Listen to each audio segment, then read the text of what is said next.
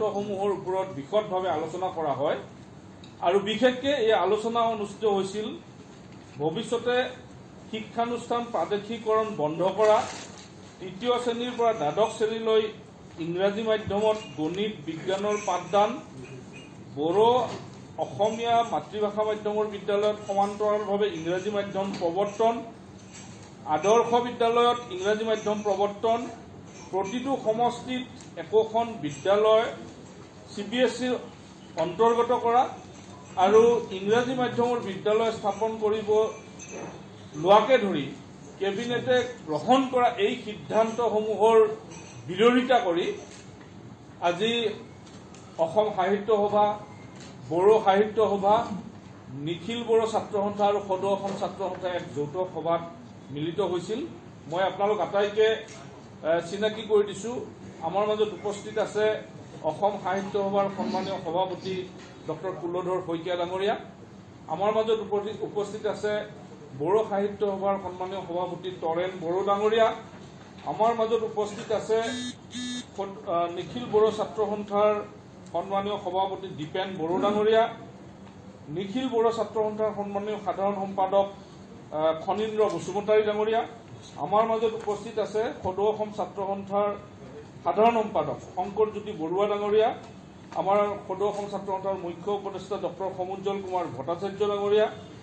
আমাৰ মাজত উপস্থিত আছে নিখিল বড়ো ছাত্ৰ সন্থাৰ সাধাৰণ সম্পাদক প্ৰশান্ত বড়ো ডাঙৰীয়া আৰু বড়ো সাহিত্য সভাৰ সন্মানীয় সাধাৰণ সম্পাদক প্ৰশান্ত বড়ো ডাঙৰীয়া। গতিকে অসম সাহিত্য সভাৰ সন্মানীয় সাধাৰণ সম্পাদক যাদৱ শৰ্মা ডাঙৰীয়াও আমাৰ মাজত উপস্থিত আছে। সদৌ অসম ছাত্ৰ সন্থাৰ উপদেষ্টা প্ৰকাশ দাস ডাঙৰীয়া আছে।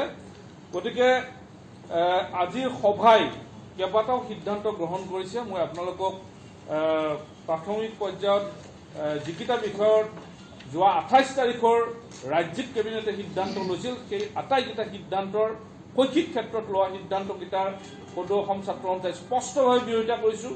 কাৰণ এই সিদ্ধান্ত সম্পূৰ্ণভাৱে ভাষা বিৰোধী, কাৰণ মাতৃভাষা বিৰোধী সিদ্ধান্ত আৰু এই ভাষা বিদ্বেষী যি মনোভাৱ ৰাজ্য চৰকাৰে পৰিত্যাগ কৰিবই লাগিব। গতিকে মই অসম সাহিত্য সভাৰ সন্মানীয় সভাপতি ডক্টৰ কুলধৰ শইকীয়া ডাঙৰীয়াক বক্তব্য ৰাখিবৰ কাৰণে অনুৰোধ কৰিছোঁ। ইতিমধ্যে কোৱা হৈছে যে 4টা সংগঠন অসম সাহিত্য সভা, বড়ো সাহিত্য সভা, নিখিল বড়ো ছাত্ৰ সন্থা, সদৌ অসম ছাত্ৰ সন্থা যৌথভাৱে মিলিত হ'ল আৰু বিভিন্ন ধৰণৰ বিতং কথা পতাৰ পিছত যিবিলাক সিদ্ধান্ত লোৱা হ'ল সেইখিনি আপোনালোকক জনাবৰ চেষ্টা কৰা হৈছে। প্ৰথম কথা হ'ল যে আমি যিটো সিদ্ধান্ত লৈছিলে যে প্ৰাদেশিকৰণৰ সম্পৰ্কত, সেই সম্পৰ্কটো বিৰোধিতা কৰা হৈছে। লগতে তৃতীয় শ্ৰেণীৰ পৰা দ্বাদশ শ্ৰেণীলৈ গণিত আৰু বিজ্ঞান বিষয়ক ইংৰাজী মাধ্যমত পাঠদান, এই কথাষাৰ আমি অতি বিতংভাৱে কথা পাতিছোঁ। আৰু যিবিলাক বৈজ্ঞানিক অধ্যয়ন আছে, যিবিলাক শিক্ষাগত অধ্যয়ন আছে, আটাইবোৰতে এটা কথাই প্ৰতীয়মান হৈছে যে বিজ্ঞান আৰু গণিত নিজৰ ভাষাটোত, নিজৰ মাতৃভাষাত যেতিয়া পঢ়োৱা যায়, তেতিয়া ল'ৰা ছোৱালীয়ে এইবিলাকৰ কনচেপ্ট বা এইবিলাকৰ মূল বিষয়বস্তু বুজি পোৱাত উজু হয় আৰু তেওঁলোকে নতুন নতুন কথা উদ্ভাৱন কৰাত সহযোগিতা হয়। সেইকাৰণে আমাৰ আজি আলোচনাৰ পিছত কোৱা হৈছে যে এই যিটো ইংৰাজী আৰু গণিতত ইংৰাজী মাধ্যমত শিকাব বিচৰা হৈছে, সেইটো সিদ্ধান্তৰ বিৰোধিতা কৰা হৈছে। তেনেদৰে অসমীয়া মাধ্যম, বড়ো মাধ্যম আৰু অন্যান্য যিবিলাক মাতৃভাষা মাধ্যমত ইংৰাজী ভাষাত ভালদৰে পাঠদান কৰাৰ কাৰণে আমি এটা আহ্বান জনাইছোঁ যে ইংৰাজীত যদি আমাৰ ল'ৰা ছোৱালীয়ে ভাল কৰিব পৰা নাই, তেতিয়াহ'লে ভাল শিক্ষকসকলক ভালদৰে প্ৰশিক্ষণ দি তেওঁলোকৰ দ্বাৰা যাতে ভালকৈ ল'ৰা ছোৱালীক শিকোৱা হয় ইংৰাজী, সেই কথাত গুৰুত্ব দিবলৈ আমি আহ্বান জনাইছোঁ চৰকাৰক। অসমীয়া মাধ্যম, বড়ো মাধ্যম, মাতৃভাষা মাধ্যমৰ শিক্ষানুষ্ঠানত যিবিলাক আন্তঃগাঁথনি আছে, সেই আন্তঃগাঁথনি যাতে অতি সোনকালে ক্ষীপ্ৰতাৰে উন্নত কৰা হয়, তাৰ কাৰণে আমি চৰকাৰক আহ্বান জনাইছোঁ। কাৰণ সেই স্কুলবিলাকৰ সেই বিদ্যালয়সমূহৰ আন্তঃগাঁথনি বৰ দুখ লগা। গতিকে যদি আমি ভাবোঁ যে আমাৰ মাতৃভাষা মাধ্যমৰ স্কুলবিলাকত নতুনকৈ এনৰলমেণ্ট ভাল হ'ব লাগে, ল'ৰা ছোৱালীয়ে পঢ়ি এটা সুন্দৰ পৰিৱেশ পাব লাগে, তেতিয়াহ'লে আন্তঃগাঁথনি নিশ্চিতভাৱে উন্নত কৰিব লাগিব।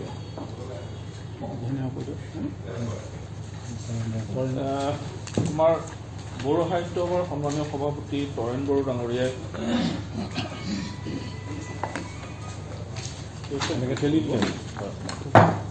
ঠেলি দিছে।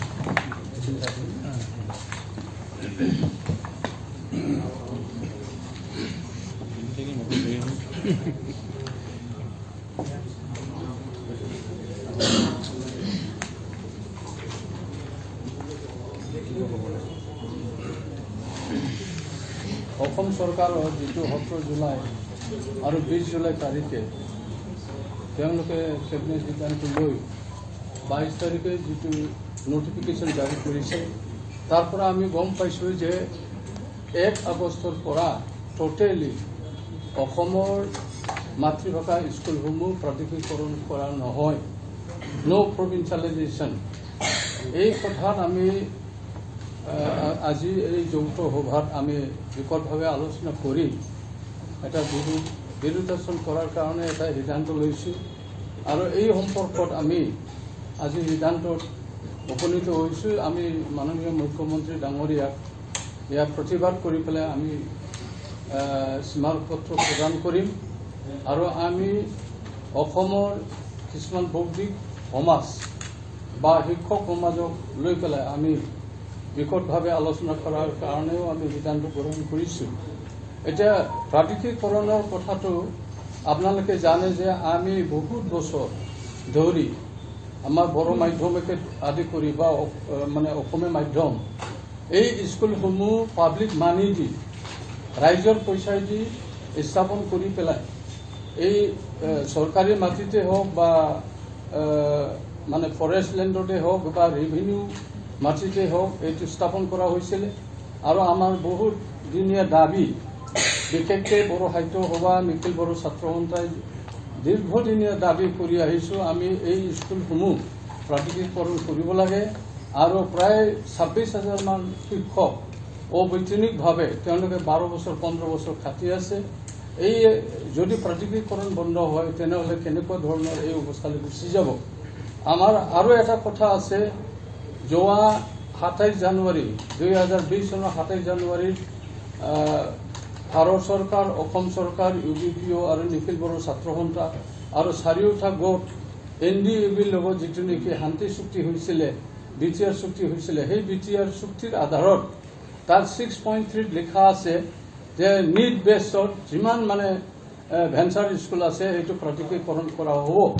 আজিলৈকে কোনো পদক্ষেপ লোৱা নাই আৰু এই পদক্ষেপৰ পৰিপন্থী আমি দেখিছোঁ যে প্ৰাদেশিকৰণ যদি বন্ধ হয় আমাৰ এই BTR চুক্তিৰ যিটো 6.3 এইটো কি হ'ব, এইটো ভাবিবলগীয়া। এতিয়া আমি বড়ো সাহিত্য সভা নিখিল বড়ো ছাত্ৰ সন্থা আমি জবাবদিহি হৈছোঁ ৰাইজৰ আগত। এইটো এটা আমি মানে বিৰোধী কৰাৰ বাহিৰে আমাৰ ই নাই, আমি কোনো প্ৰত্যেক। আৰু দ্বিতীয়তে আপোনালোকে জানে যে মানে এতিয়া ৰাষ্ট্ৰীয় শিক্ষানীতি আহি আছে, অহা বছৰৰ পৰা ৰাষ্ট্ৰীয় শিক্ষানীতি বলবৎ হ'ব। এই বলবৎ হোৱাৰ সময়ত যিটো ৰাষ্ট্ৰীয় শিক্ষানীতিৰ গাইডলাইন আছে তাত আমি দেখিছোঁ যে ক্লাছ 5লৈকে হোম লেংগুৱেজ মাতৃভাষাই দি মানে এই শিক্ষা দান কৰা হ'ব। আৰু এতিয়া আমি দেখিছোঁ যে ক্লাছ 3ৰ পৰা 8 দ্বাদশ শ্ৰেণীলৈকে গণিত আৰু বিজ্ঞানৰ ইংৰাজী তাত চাপি দিয়াৰ কাৰণে অসম চৰকাৰে যিটো মানে সিদ্ধান্ত লৈছে সেইটো আমি মানিব পৰা নাই। যদি তেওঁলোকে প্ৰৱৰ্তন কৰে তেনেহ'লে ইংৰাজী শিকোৱাৰ কাৰণে তেওঁলোকে ব্যৱস্থাটো লওক, কিন্তু মাতৃভাষাৰো মানে পাঠ্যপুথিটো থকা উচিত, আমি সেইটো মানে আশা কৰিছোঁ।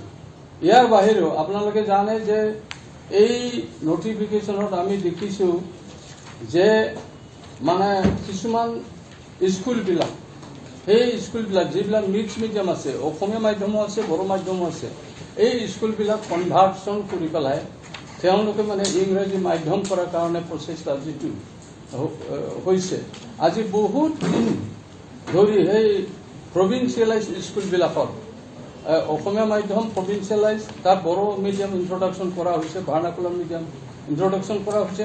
সেই স্কুলবিলাক যদি এতিয়া ইংৰাজীত যদি কনভাৰ্চন কৰে তেনেহ'লে যথেষ্ট ছাত্ৰ ছাত্ৰীৰ অৱস্থা আৰু শিক্ষকসকলৰ যথেষ্ট অৱস্থা বেয়া হ'ব বুলি আমি ভাবিছোঁ। আৰু আমি সাংগঠনিকভাৱে এইটো আমি কৈছোঁ যে এই স্কুলসমূহ মানে তেনেকুৱা ধৰণৰ কনভাৰ্চন কৰিব নালাগে। আমি দেখিছোঁ যে অসমত প্ৰায় দুটা মিডিয়াম মানে দুটা মাতৃভাষা অসমীয়া আৰু বড়ো এইটো চলি আছে, এটা বঙালী ভাষাও চলি আছে, এইটো আমাৰ ক'বলগীয়া নাই। কিন্তু আমাৰ যিটো মাতৃভাষা শিক্ষাৰ গুণগত শিক্ষাৰ কাৰণে যিটো আমি ভাবিছোঁ, আমি দাবী দাৱাজ কৰি আছোঁ, আমি প্ৰভিন্সিয়েলাইজেশ্যনৰ কাৰণে স্কুল উন্নতিৰ কাৰণে আমি চৰকাৰৰ পেট্ৰনেজ বিচাৰি আছোঁ। সেই পেট্ৰনেজ বিচাৰি থকাৰ সময়ত যদি এনেকুৱা ধৰণৰ হঠকাৰী মানে ডিচিশ্যন লয় তেনেহ'লে আমি আজি যিসকল আমি জাতীয় অনুষ্ঠান আছে আমি তীব্ৰ প্ৰতিবাদ কৰিছোঁ আৰু সেইটো আমি কোনোদিন মানি ল'ব নোৱাৰোঁ। এইখিনি মই ক'লোঁ। আৰু বাকীখিনি আমি বহুত সমস্যা আছে আমাৰ, এই সমস্যাবিলাক আমি আমাৰ ৰাইজৰ মাজত আমি সোমাই যাম। আৰু বড়ো সাহিত্য সভাই ইতিমধ্যে সিদ্ধান্ত গ্ৰহণ কৰিছে, নিখিল বড়ো ছাত্ৰ সন্থা আৰু বড়ো সাহিত্য সভাই কাইলৈৰ পৰা আমি ৰাইজৰ মাজত সোমাম। জিলাই জিলাই আমি এৱাৰনেছ প্ৰগ্ৰাম লৈছোঁ। আমি ৰাইজক কম যে এনেকুৱা এনেকুৱা অসম চৰকাৰে মানে সিদ্ধান্ত গ্ৰহণ কৰিছে, গতিকে ৰাইজৰ মতামতটো আমি ল'ম।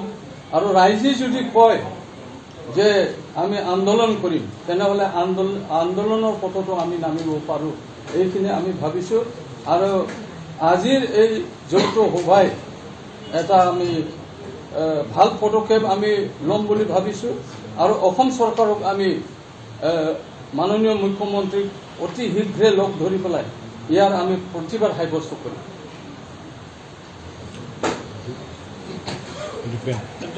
নিখিল বড়ো ছাত্ৰ সন্থাৰ অভাৱ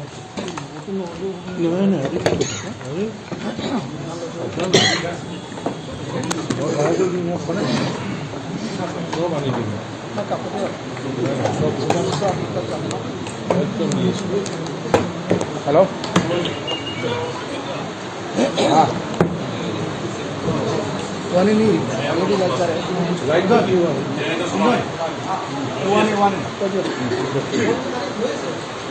वारे सारे क्या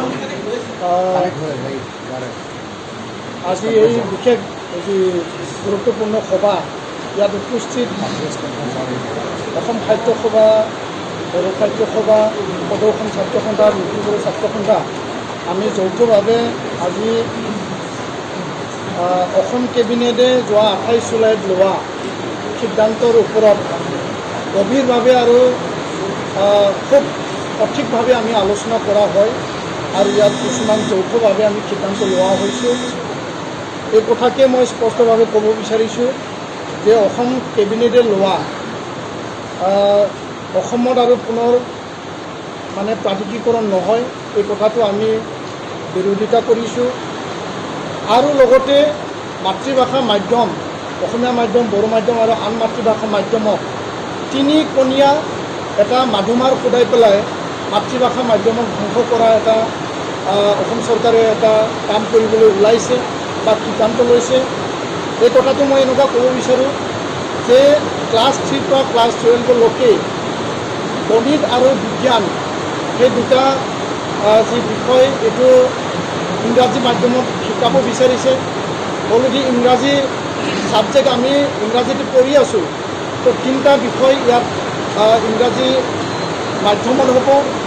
আৰু লগতে মাত্ৰ এমাইল থাকিব, ইয়াৰ পৰিৱৰ্তে আৰু দুটা ইয়াত মানে ভূগোল আৰু বুৰঞ্জী বিষয়টো সংযোজন কৰা কথা কৈছে। তথাপিও মাতৃভাষা মাধ্যমত যিমানখিনি ছাবজেক্ট আমি বিষয় পঢ়িব, একেলগে আমি ইংৰাজী মাধ্যমতো একে বিষয় আমি 3টা বিষয় আমি পঢ়িব লাগিব। এইটো মাতৃভাষাৰ প্ৰতি এটা ভাবুকি বুলি মই ক'ব বিচাৰোঁ।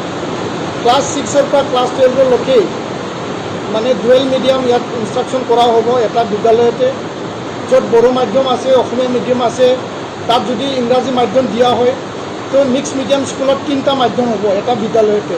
এইটো কেনেকৈ সম্ভৱ হ'ব? আৰু লগতে অসমীয়া মিডিয়াম বা বড়ো মিডিয়াম য'ত য'ত খুকীয়াকৈ আছে তাত যদি ইংৰাজী মাধ্যমক যদি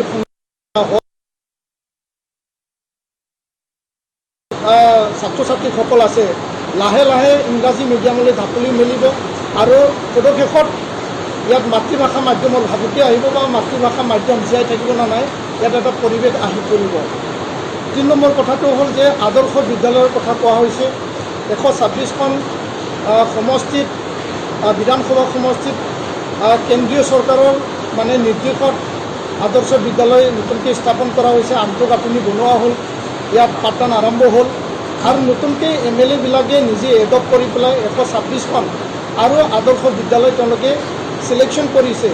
এই চিলেকশ্যন কৰা আটাইতকৈ উত্তম যিবিলাক বড়ো মাধ্যম অসমীয়া মাধ্যমৰ হাইস্কুল বা হায়াৰ ছেকেণ্ডাৰী সেই বিদ্যালয়বিলাককহে আদৰ্শ বিদ্যালয় হিচাপে চিলেকশ্যন কৰা হৈছিল। আৰু এই যদি ভাল বিদ্যালয়কে যদি ইংলিছ মিডিয়ামত বা CBSE পেটাৰ্ণত যদি কনভাৰ্ট কৰা হয় তেতিয়াহ'লে বড়ো মাধ্যম অসমীয়া মিডিয়ামৰ আটাইতকৈ ভাল শিক্ষা অনুষ্ঠানেহে মানে ইংৰাজী মাধ্যম বা CBSEত গুচি যাব।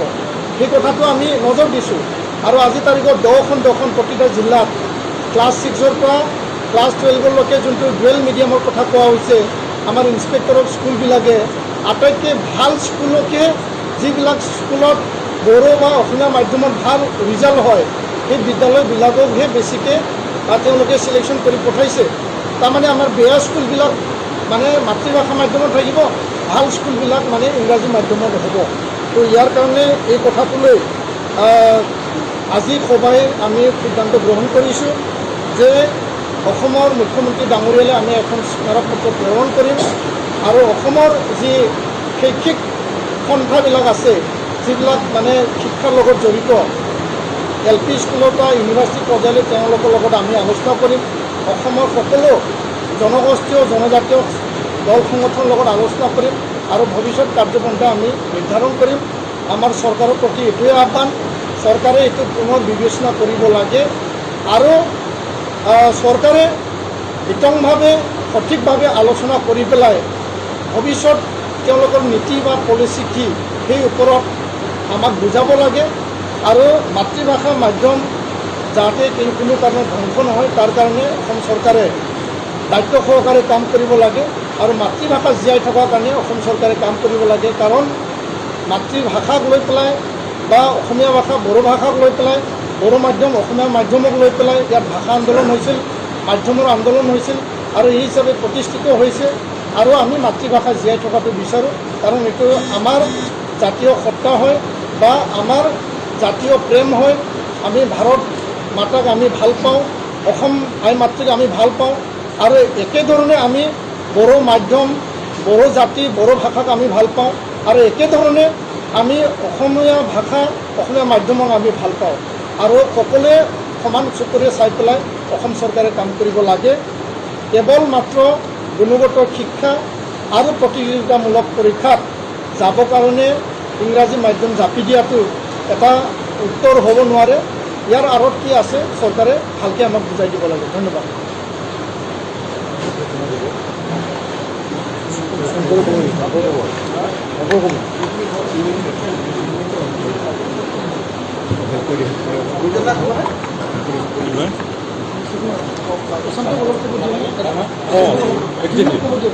বড়ো সাহিত্য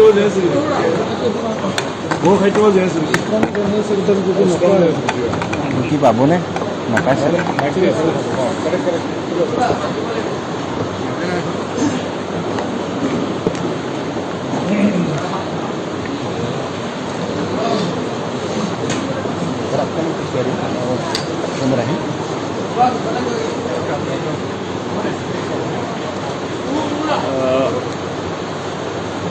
অসম সাহিত্য সভা, বড়ো সাহিত্য সভা, সদৌ অসম ছাত্ৰ সন্থা আৰু নিখিল বড়ো ছাত্ৰ সন্থাৰ আজি অসমৰ মূল 4টা জাতীয় সংগঠনৰ বিষয়ববীয়াসকলে আমি একেলগে আলোচনা কৰি কেইটামান গুৰুত্বপূৰ্ণ সিদ্ধান্তত উপনীত হৈছোঁ আৰু ইতিমধ্যে আপোনালোকক জনোৱা হৈছে যে আমি অসম চৰকাৰৰ কেবিনেটে যি সিদ্ধান্ত অসম চৰকাৰে যি সিদ্ধান্ত গ্ৰহণ কৰিছে সেইটো আমি মানি ল'ব পৰা নাই। কাৰণ অসমীয়া জাতিটো জীয়াই থাকিবৰ কাৰণে অসমীয়া ভাষাটো জীয়াই থাকিব লাগিব, বড়ো জাতিটো জীয়াই থাকিবৰ কাৰণে বড়ো ভাষা জীয়াই থাকিব লাগিব। আৰু যেতিয়া এইকেইটা ভাষাৰ শিক্ষাৰ মাধ্যম বা বিদ্যালয়সমূহ বন্ধ কৰাৰ কাৰণে চৰকাৰে সিদ্ধান্ত গ্ৰহণ কৰিব, কোনো অসমীয়া মানুহে কোনো বড়ো লোকে ইয়াক সহজভাৱে গ্ৰহণ কৰিব নোৱাৰিব।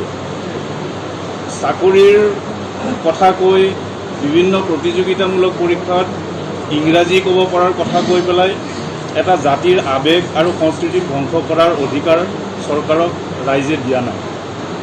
আৰু ৰাষ্ট্ৰীয় শিক্ষা নীতিয়ে বিজ্ঞান আৰু গণিত এই দুইটা বিষয়ত পাঠ্যক্ৰমত প্ৰচলিত ভাষাৰ উপৰিও ইংৰাজীৰ যি মানে টেক্সট আছে, কনটেক্সট আছে, সেই ডুৱেল পাঠ্যক্ৰমৰ কথাহে কৈছে। কিন্তু অসম চৰকাৰে মানে এধাপ আগুৱাই গৈ পেলাই গোটেই ইংৰাজীতে ইয়াক মানে পঢ়োৱাৰ কাৰণে ইংৰাজীতে অসমীয়া ছাত্ৰ ছাত্ৰীসকলক বা বড়ো মাধ্যমৰ বা অন্য আমাৰ অসমৰ যি মানে ভাষাৰ মাধ্যম আছে সেই ছাত্ৰ ছাত্ৰীসকলক ইংৰাজীতে বিজ্ঞান আৰু অংক পঢ়িবৰ কাৰণে বাধ্য কৰাব বিচাৰিছে, যিটো ছাত্ৰ সমাজে সহজভাৱে গ্ৰহণ কৰিব পৰা নাই।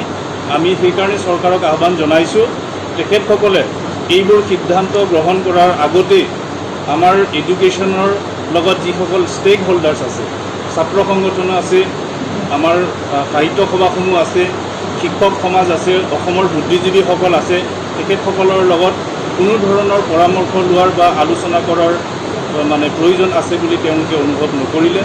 গতিকে চৰকাৰে এই জাপি দিব বিচৰা ধৰণৰ যি সিদ্ধান্ত গ্ৰহণ কৰিলে, সেই সিদ্ধান্তক আজিৰ সভাই আমি মানে গ্ৰহণ নকৰিলোঁ বা আমি গ্ৰহণ কৰিব পৰা নাই। আমি বৰঞ্চ চৰকাৰক ইয়াৰ পুনৰ বিবেচনাৰ কাৰণে আহ্বান জনাইছোঁ।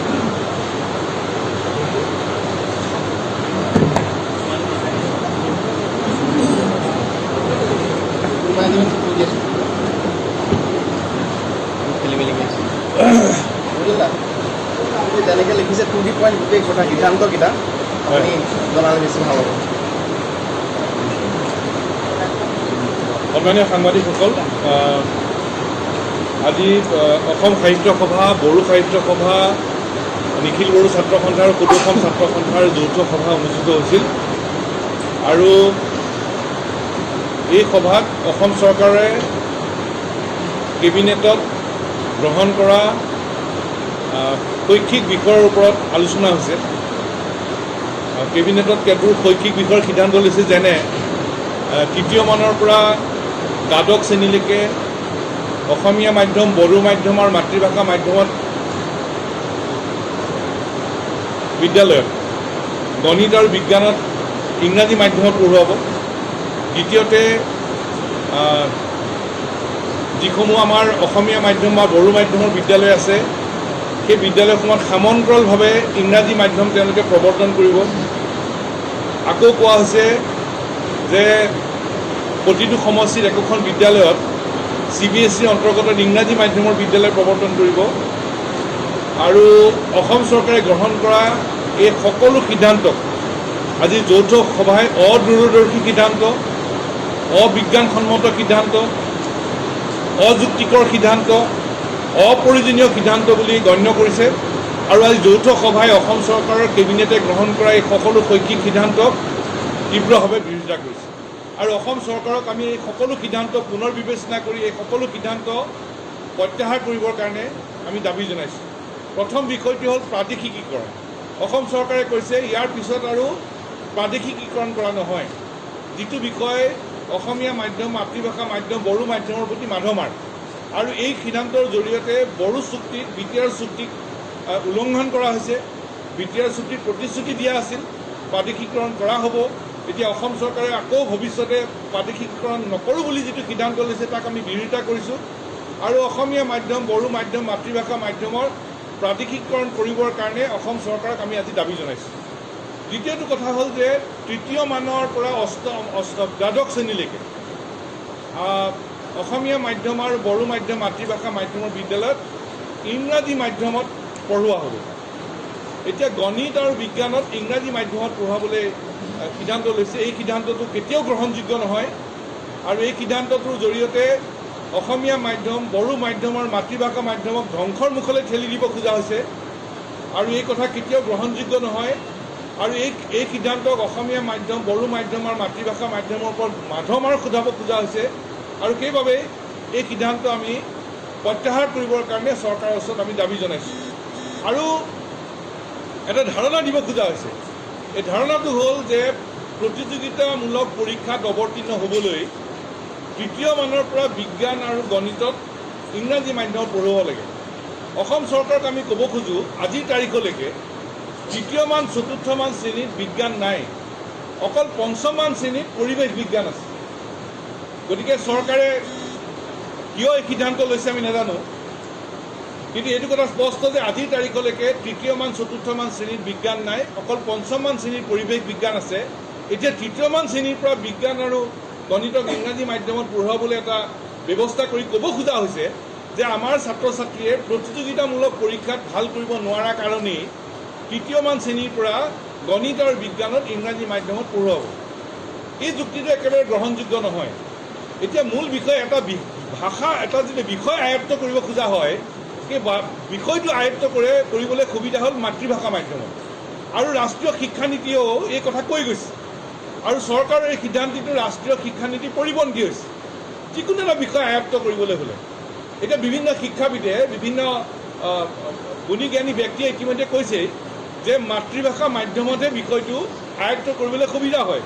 এতিয়া আমি সকলোৱে জানো যে বিখ্যাত বিজ্ঞানী আমাৰ চি.ভি. ৰমন ডাঙৰীয়াই এটা কথা কৈছে। চি.ভি. ৰমন ডাঙৰীয়াই কৈছে, বিখ্যাত বিজ্ঞানীয়ে, যে আমি বিজ্ঞান মাতৃভাষা মাধ্যমত পঢ়ুৱাব লাগে, নহ'লে বিজ্ঞান বিষয়টো কিছু মুষ্টিমীয় মানুহৰ কষ্টৰহে হৈ থাকিব, য'ত সাধাৰণ মানুহে ভাগ ল'ব নোৱাৰিব। এইটো আমি কোৱা নাই, বিখ্যাত বিজ্ঞানীয়ে কৈছে। গতিকে এটা বিষয় আয়ত্তলৈ আনিবলগীয়া হ'লে মাতৃভাষা মাধ্যমত শিক্ষা গ্ৰহণ কৰাটো অত্যন্ত প্ৰয়োজনীয়। ধাৰণা যিটো দিয়া হৈছে যে আমাৰ অসমীয়া মাধ্যমত পঢ়া ছাত্ৰ ছাত্ৰীয়ে বা বড়ো মাধ্যমত পঢ়া ছাত্ৰ ছাত্ৰীয়ে প্ৰতিযোগিতাত যাবলৈ অসুবিধা, কাৰণ তাত বিজ্ঞান আৰু গণিত ইংৰাজীত নপঢ়ে বা বিজ্ঞান আৰু গণিত ইংৰাজীত নপঢ়ে কাৰণে বুজিবলৈ টান পায়। এইটো কেতিয়াও গ্ৰহণযোগ্য নহয়। যদি সেইটো ব্যৱস্থাৰ সৃষ্টি হৈছে তেতিয়াহ'লে অসম চৰকাৰ জগৰী, কাৰণ এতিয়ালৈকে যিমানবোৰ চৰকাৰ আহিছে এই চৰকাৰসমূহে পদক্ষেপ ল'ব নোৱাৰাৰ কাৰণে এনে পৰিস্থিতিৰ সৃষ্টি হৈছে। উপায়টো কি? আমি কৈছোঁ যে বড়ো মাধ্যম আৰু অসমীয়া মাধ্যমৰ বিদ্যালয়ত ইংৰাজী ভাষা ভালকৈ শিকাব লাগে। এইটো আমি দীৰ্ঘদিন ধৰি কৈ আহিছোঁ যে আমাৰ বড়ো মাধ্যম, অসমীয়া মাধ্যম আৰু মাতৃভাষা মাধ্যমৰ বিদ্যালয়ত ইংৰাজী ভাষা ভালকৈ শিকাব লাগে আৰু এনেধৰণে ইংৰাজী ভাষাটো শিকাব লাগে যাতে আমাৰ ছাত্ৰ ছাত্ৰীয়ে ভালকৈ ইংৰাজী লিখিব পাৰে, সলকৈ ইংৰাজী ক'ব পাৰে, আৰু যাতে এনেধৰণে ইংৰাজী ভাষাটো শিকাব লাগে যাতে যিকোনো বিষয় আমাৰ অসমীয়া মাধ্যম, বড়ো মাধ্যম আৰু মাতৃভাষা মাধ্যমৰ ছাত্ৰ ছাত্ৰীয়ে আয়ত্ত কৰিব পাৰে। উত্তৰ তাতহে। আমি যদি বড়ো মাধ্যম, অসমীয়া মাধ্যম আৰু মাতৃভাষা মাধ্যমৰ ছাত্ৰ ছাত্ৰীসকলক সঠিকভাৱে নিব খুজিছোঁ, তেতিয়াহ'লে আমাৰ বিদ্যালয়সমূহত ইংৰাজী ভাষা ভালকৈ শিকাবৰ কাৰণে ব্যৱস্থা কৰিব লাগে। সেইটোৱে একমাত্ৰ উপায়। উত্তৰ তাতেই আছে। আৰু সেইকাৰণে আমি যৌথ সভাই অসম চৰকাৰক ক'ব খোজোঁ যে চৰকাৰে গ্ৰহণ কৰা সিদ্ধান্তবোৰ বিজ্ঞানসন্মত নহয়, সেইবোৰ যুক্তিপূৰ্ণ নহয়। যুক্তিপূৰ্ণ সিদ্ধান্ত সেইটোহে যে অসমীয়া মাধ্যম, বড়ো মাধ্যম আৰু মাতৃভাষা মাধ্যমৰ বিদ্যালয়ত ইংৰাজী ভাষা ভালকৈ শিকাব লাগে, এনেধৰণে শিকাব লাগে যাতে আমাৰ ভালকৈ ইংৰাজী লিখিব পাৰে, সলকৈ ইংৰাজী ক'ব পাৰে, যিকোনো বিষয় আয়ত্ত কৰিব পাৰে। এই সিদ্ধান্তটোহে কাৰ্যকৰী কৰিবৰ কাৰণে আমি অসম চৰকাৰৰ ওচৰত দাবী জনাইছোঁ। একে সময়তে ইংৰাজী মাধ্যমৰ বিদ্যালয়টো ইংৰাজী মাধ্যমত পঢ়া ল'ৰা ছোৱালী যাৰ অসমীয়া মাধ্যম বা বড়ো মাধ্যম বা মাতৃভাষা যি মাধ্যম হয় সেই মাতৃভাষা মাধ্যমটো ভালকৈ শিকাব লাগে যাতে তেওঁলোকেও ভালকৈ নিজৰ মাতৃভাষাটো ক'ব পাৰে, শুদ্ধকৈ মাতৃভাষাটো লিখিব পাৰে। এইটোৱেই একমাত্ৰ এটা অত্যন্ত সমাধানৰ একমাত্ৰ উপায়। আনটো বিষয় হ'ল যে আমাৰ বিদ্যালয়সমূহৰ আন্তঃগাঁথনি। আমাৰ অসমীয়া মাধ্যম বা বড়ো মাধ্যম বা মাতৃভাষা মাধ্যমৰ আমাৰ বিদ্যালয়সমূহৰ আন্তঃগাঁথনি উন্নত কৰিব লাগে। আধুনিক সা সুবিধাৰে সুন্দৰকৈ গঢ়ি তুলিব লাগে। সেই কামটোত অগ্ৰাধিকাৰ দিব লাগে। অসম চৰকাৰৰ অগ্ৰাধিকাৰ কি হ'ব লাগে? যে আমাৰ অসমত থকা অসমীয়া মাধ্যম, বড়ো মাধ্যম, মাতৃভাষা মাধ্যমৰ বিদ্যালয়ত আন্তঃগাঁথনি ভাল হ'ব, শ্ৰেণীকোঠা ভাল হ'ব, সকলো ধৰণৰ সা সুবিধা দিয়া হ'ব, আটক ধুনীয়াকৈ সৰ্বাংগ সুন্দৰভাৱে গঢ়ি তোলা হ'ব, আকৰ্ষণীয় কৰি তোলা হ'ব আমাৰ বিদ্যালয়বোৰ। এই প্ৰত্যাহ্বানটো গ্ৰহণ কৰিবলৈ আমি অসম চৰকাৰক দাবী জনাইছোঁ। সেইটোৱে মূল বিষয় ছাত্ৰ ছাত্ৰী গৈ বিদ্যালয়ত গৈ ভাল পাব লাগে, শিক্ষক শিক্ষয়িত্ৰীয়ে পঢ়াই পেলাই অনুপ্ৰাণিত হ'ব লাগে। তেনেধৰণৰ বিদ্যালয় গঢ়ি তুলিবৰ কাৰণে আমি অসম চৰকাৰৰ প্ৰতি আমি দাবী জনাইছোঁ। আনটো বিষয় হ'ল যে এতিয়া অসম চৰকাৰে এটা সিদ্ধান্ত লৈছে যে আমাৰ বিদ্যালয়সমূহত তেওঁলোকে সমান্তৰালভাৱে ইংৰাজী মাধ্যম তেওঁলোকে প্ৰয়োগ কৰিব। এতিয়া আমাৰ যিবোৰ ভাল ভাল বিদ্যালয়, আমাৰ ভাল ভাল বিদ্যালয়বিলাকত তেওঁলোকে প্ৰত্যেক জিলাত 5খনৰ পৰা 10খন বিদ্যালয়ত তেওঁলোকে ইংৰাজী মাধ্যম সমান্তৰালভাৱে দিব। য'ত বড়ো মাধ্যম আছে, য'ত অসমীয়া মাধ্যম আছে, সেই বিদ্যালয়বিলাকত প্ৰতি জিলাত 5ৰ পৰা 10খন বিদ্যালয়ত তেওঁলোকে ইংৰাজী মাধ্যম তেওঁলোকে প্ৰৱৰ্তন কৰিব খোজে, যিটো কেতিয়াও গ্ৰহণযোগ্য নহয়। আৰু এই সিদ্ধান্ত আমি বিৰোধিতা কৰিছোঁ। আমাৰ এইটো অসমীয়া মাধ্যম, বড়ো মাধ্যম আৰু মাতৃভাষা মাধ্যমৰ প্ৰতি মাধমাৰ এইটো ধ্বংসৰ মুখলৈ ঠেলি দিব। আৰু সেইকাৰণে কৈছোঁ উত্তৰ কি? উত্তৰটো হ'ল যে আমাৰ মাতৃভাষা মাধ্যমৰ বিদ্যালয়বিলাকত ইংৰাজী ভালকৈ শিকাব লাগে, সেইটোৱে ব্যৱস্থা ল'ব লাগে। ক'বলৈ খোজা হৈছে যে ইংৰাজী মাধ্যমত পঢ়াবৰ কাৰণে আমাৰ ল'ৰা ছোৱালীক সুবিধা কৰি দিব লাগে, ইংৰাজী ভাষাটো শিকিবৰ কাৰণে ব্যৱস্থা কৰিব লাগে। বিষয়টো জানিবৰ কাৰণে মাধ্যম ভাষাটোৰ বিষয় এটা শিকিবৰ কাৰণে মাধ্যমৰ প্ৰয়োজন একো নহয়। আৰু সেইকাৰণে আমাৰ অসমীয়া মাধ্যম আৰু মাতৃভাষা মাধ্যমৰ বিদ্যালয়ত ইংৰাজী ভাষা শিকোৱাৰ ব্যৱস্থাটো কৰিলে ইয়াৰ অন্ত পৰিব। গতিকে 5খনৰ পৰা 10খন প্ৰত্যেক জিলাত ইংৰাজী মাধ্যমৰ বিদ্যালয়, আমাৰ অসমীয়া আৰু বড়ো মাধ্যমৰ মাধ্যমিক বিদ্যালয়, প্ৰাথমিক মাতৃভাষা মাধ্যমৰ বিদ্যালয়ত যি প্ৰৱৰ্তন কৰিব খোজা হৈছে তাক আমি বিৰোধিতা কৰিছোঁ। আন এটা সাংঘাতিক কথা, ইতিমধ্যে অসম চৰকাৰে প্ৰত্যেকটো সমষ্টিত ইতিমধ্যে আমাৰ যিবোৰ বড়ো মাধ্যম বা অসমীয়া মাধ্যমৰ মাতৃভাষা মাধ্যমৰ বিদ্যালয় আছে, একোখন বিদ্যালয়ত আদৰ্শ বিদ্যালয় হিচাপে স্থাপন কৰিব খোজা হৈছে। আৰু এই আদৰ্শ বিদ্যালয়সমূহক ইংৰাজী মাধ্যমলৈ ৰূপান্তৰ কৰিব খোজা হৈছে। অৰ্থাৎ প্ৰত্যেক সমষ্টিত ইতিমধ্যে যিবোৰ আমাৰ ভাল অসমীয়া মাধ্যম বা বড়ো মাধ্যম বা মাতৃভাষা মাধ্যমৰ বিদ্যালয় আছে, সেই বিদ্যালয়বিলাকক ইংৰাজী মাধ্যমলৈ ৰূপান্তৰ কৰিব আৰু CBSE পাঠ্যক্ৰম প্ৰৱৰ্তন কৰিব। সাংঘাতিক কথা, এইটো একেবাৰে মাধমাৰ। আৰু এই সিদ্ধান্তটো আমি বিৰোধিতা কৰিছোঁ। এই সিদ্ধান্ত হ'ব নোৱাৰে। ইতিমধ্যে ৰাইজে পাতে শিক্ষানুষ্ঠান, ৰাইজে লহপহকৈ ডাঙৰ কৰে, এটা সময়ত চৰকাৰে প্ৰাদেশিকৰণ কৰে, আৰু এতিয়া যিকেইখন ভাল ভাল বিদ্যালয় তেওঁলোকে সেইকেইখন আকৌ ইংৰাজী মাধ্যমলৈ ৰূপান্তৰ কৰিব, CBSE পাঠ্যক্ৰম দিব। বিৰোধিতা কৰিছোঁ। 3 নম্বৰ আৰু এটা হৈছে কি, এতিয়া অসম চৰকাৰে তেওঁলোকে আদৰ্শ বিদ্যালয় প্ৰতিষ্ঠান তেওঁলোকে এটা সংগঠন গঠন কৰিছে, আৰু প্ৰত্যেক সমষ্টিত একোখনকৈ বিদ্যালয় তেওঁলোকে CBSE পাঠ্যক্ৰমত অন্তৰ্ভুক্ত কৰিব, ইংৰাজী মাধ্যমত। সেইটো আৰু এটা মাধমাৰ। আৰু এই 3টা মাধমাৰ তেওঁলোকে দিব খুজিছে, আৰু এই মাধমাৰটোক আমি এই বিষয়টোক আমি বিৰোধিতা কৰিছোঁ। আৰু এইটোৱে আমাৰ ৰাজ্যিক বোৰ্ডবিলাকক মাধমাৰ সোধাব। আমাৰ এতিয়া ৰাজ্যিক বোৰ্ডবিলাক আছে, ৰাজ্যিক বোৰ্ডবিলাকক শক্তিশালী কৰিব লাগে। আমি কৈ আছোঁ ছেবা হাই ছেকেণ্ডেৰী কাউন্সিল সংস্কাৰ হ'ব লাগে। সংস্কাৰ কৰিবৰ কাৰণে ইতিমধ্যে 3-4খনমান আয়োগৰ প্ৰতিবেদন চৰকাৰৰ হাতত জমা আছে, আৰু আয়োগৰ প্ৰতিবেদন আছে কেনেকৈ আমাৰ ৰাজ্যিক বোৰ্ডবোৰ শক্তিশালী আৰু গতিশীল কৰিব পাৰি। তাৰে এটা পৰামৰ্শ আছিল যে ৰাজ্যিক বোৰ্ডৰ পৰিচালনা কৰিবৰ কাৰণে এখন শক্তিশালী পৰিচালনা কমিটি গঠন কৰিব লাগে, অসমৰ বিশিষ্ট শিক্ষাবিদৰে পৰিচালনা কমিটি গঠন কৰিব লাগে, স্বতন্ত্ৰভাৱে কাম কৰিবলৈ দিব লাগে, শৈক্ষিক বিষয়ত স্বতন্ত্ৰ সিদ্ধান্ত ল'বলৈ দিব লাগে, আৰু দিশবোৰৰ পৰা ৰাজনৈতিক হস্তক্ষেপ কৰিব নালাগে। সেই সিদ্ধান্তটো গ্ৰহণ কৰিবৰ কাৰণে আমি চৰকাৰক আমি দাবী জনাইছোঁ। ৰাজ্যিক বোৰ্ডবিলাকত শক্তিশালী হ'ব লাগিব। ৰাজ্যিক বোৰ্ডবিলাকত মাধমাৰ মাৰিবলৈ ইয়াত CBSE আনিব, এই কথাটো কেতিয়াও গ্ৰহণযোগ্য হ'ব নোৱাৰে। আমাৰ এতিয়াতো CBSE পাঠ্যক্ৰম আৰু আমাৰ ৰাজ্যিক বোৰ্ডৰ পাঠ্যক্ৰমটো NCERT পাঠ্যক্ৰমে চলে। গতিকে আমাৰ ৰাজ্যিক বোৰ্ডবিলাক শক্তিশালী কৰিবৰ কাৰণে ৰাজ্যিক বোৰ্ডত বিশিষ্ট শিক্ষাবিদৰে শক্তিশালী পৰিচালনা কমিটি গঠন কৰিব লাগে, স্বতন্ত্ৰভাৱে শৈক্ষিক সিদ্ধান্ত ল'বলৈ দিব লাগে, আৰু দিশবোৰৰ পৰা নিয়ন্ত্ৰণ কৰাৰ এই ব্যৱস্থাটো বন্ধ কৰিব লাগে। মডেল স্কুল আমি কি বুলি কৈছোঁ? আদৰ্শ বিদ্যালয় কোনবিলাক হ'ব লাগে? যিবিলাক বিদ্যালয় বড়ো মাধ্যমৰ বা অসমীয়া মাধ্যমৰ যিবোৰ ঐতিহ্যমণ্ডিত বিদ্যালয়, যিবোৰ 25 বছৰ হ'ল, যিবোৰ 50 বছৰ হ'ল, 75 বছৰ হ'ল, 100 বছৰ হ'ল, তাতোধিক হ'ল, যিবোৰ ঐতিহ্যমণ্ডিত অসমীয়া আৰু বড়ো মাধ্যমৰ বিদ্যালয়, সেই বিদ্যালয়বিলাকক আদৰ্শ বিদ্যালয় হিচাপে ৰূপান্তৰ কৰিব লাগে। আদৰ্শ বিদ্যালয় সেইবোৰেই হ'ব লাগে, আৰু সেইধৰণে আদৰ্শ বিদ্যালয়সমূহ আমি ৰূপান্তৰ কৰিবৰ কাৰণে আমি দাবী জনাইছোঁ। আৰু এটা বিষয় আহিছে, সেই বিষয়টো হ'ল আপোনাৰ সমাজ বিজ্ঞান আঁতৰাই পেলাই ভূগোল আৰু বুৰঞ্জী অন্তৰ্ভুক্ত কৰা হৈছে। ভূগোল আৰু বুৰঞ্জী বিষয়টো আমাৰ এটা দীৰ্ঘদিনীয়া বিষয়, কিন্তু এইবাৰ গোটেই বিষয়টোৰ পৰা অৰ্থনীতি বিজ্ঞান আৰু ৰাজনীতি বিজ্ঞান বাদ দিয়া হৈছে। আজিকালি ল'ৰা ছোৱালীক ইকনমিক্স আৰু পলিটিকেল চায়েন্স লাগিবই, আৰু ইকনমিক্স আৰু পলিটিকেল চায়েন্সৰ এটা বিষয় তাত অন্তৰ্ভুক্ত কৰা হৈছিল।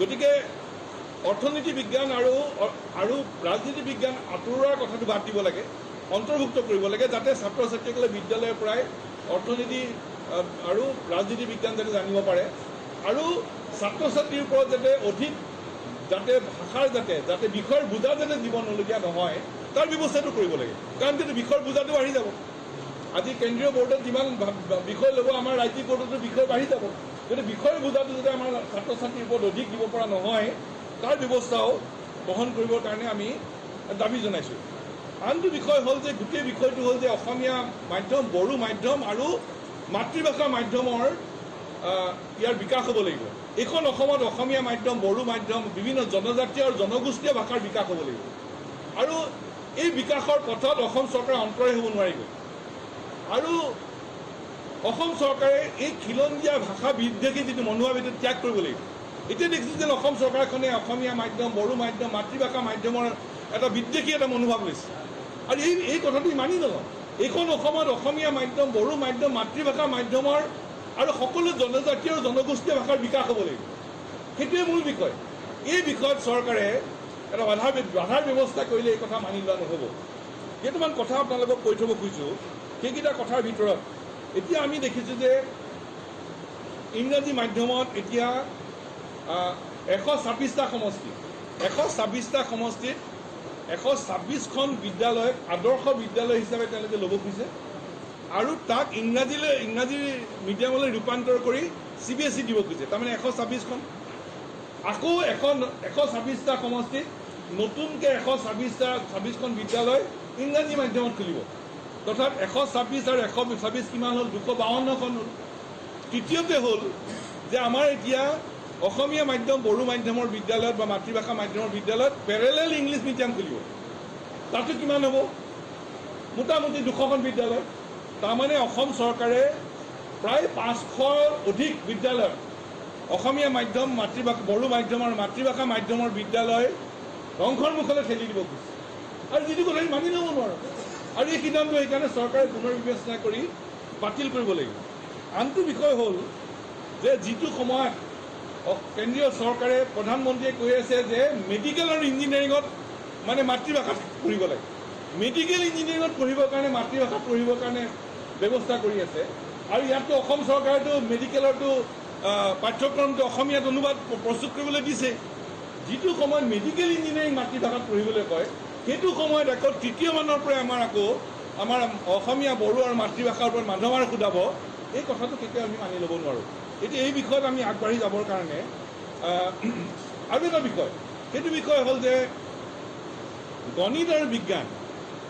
আৰু বিজ্ঞানত ইংৰাজী মাধ্যমত পঢ়ি প্ৰতিযোগিতাৰ ফালে নিব খুজিছে তাৰমানে বিজ্ঞানৰ ছাত্ৰ ছাত্ৰীসকলক লক্ষ্য কৰি লোৱা হৈছে কিন্তু যিবোৰ কলা যিসকলে পঢ়িবলৈ গৈছে তেওঁলোকৰ ক্ষেত্ৰত কি কৰা হৈছে গোটেই চৰকাৰৰ সিদ্ধান্তটো একটা অদূৰদৰ্শী অবিজ্ঞানসন্মত অযুক্তিকৰ আৰু সেইকাৰণে এই সিদ্ধান্ত পুনৰ বিবেচনা কৰি বাতিল কৰিব লাগে এতিয়া আমি অসম সাহিত্য সভা বড়ো সাহিত্য সভা সদৌ অসম ছাত্ৰ সন্থা আৰু নিখিল বড়ো ছাত্ৰ সন্থাই এই বিষয়ত আমি ঐক্যবদ্ধভাৱে আগবাঢ়ি যাবলৈ সিদ্ধান্ত লৈছোঁ চৰকাৰে এই সিদ্ধান্ত পুনৰ বিবেচনা কৰি প্ৰত্যাহাৰ কৰিব লাগিব যেতিয়ালৈকে প্ৰত্যাহাৰ নহয় তেতিয়ালৈকে আমি ক্ষান্ত নহওঁ আৰু তাৰ কাৰণে আমি কেইটামান ব্যৱস্থা লৈছোঁ প্ৰথম অসম সাহিত্য সভা বড়ো সাহিত্য সভা সদৌ অসম ছাত্ৰ সন্থা নিখিল বড়ো ছাত্ৰ সন্থাই আমি যৌথভাৱে মুখ্যমন্ত্ৰীলৈ আমি স্মাৰকপত্ৰ প্ৰদান কৰিম এই দাবীবোৰ সাব্যস্ত কৰি যৌথভাৱে আমি স্মাৰকপত্ৰ প্ৰেৰণ কৰিম এক দ্বিতীয়তে অসমৰ প্ৰাথমিক স্তৰৰ পৰা বিশ্ববিদ্যালয় স্তৰলৈ সামৰি সকলো শিক্ষক সংগঠনৰ লগত আমি আলোচনা সভা আমি আয়োজন কৰিম সকলো শিক্ষক সংগঠনক লৈ তৃতীয়তে অসমৰ বিভিন্ন জনজাতীয় আৰু জনগোষ্ঠীয় সংগঠনক লৈ আমি এখন অতি সোনকালে আলোচনা সভাৰ আয়োজন কৰিম আৰু অতি সোনকালে আমি এখন শৈক্ষিক অভিৱৰ্তন পতাৰ আমি পৰিকল্পনা কৰিছোঁ অসম সাহিত্য সভা বড়ো সাহিত্য সভা সদৌ অসম ছাত্ৰ সন্থা নিখিল বড়ো ছাত্ৰ সন্থাই এই বিষয়টো লৈ আমি এখন শৈক্ষিক অভিৱৰ্তন পাতিবলৈ আমি পৰিকল্পনা কৰিম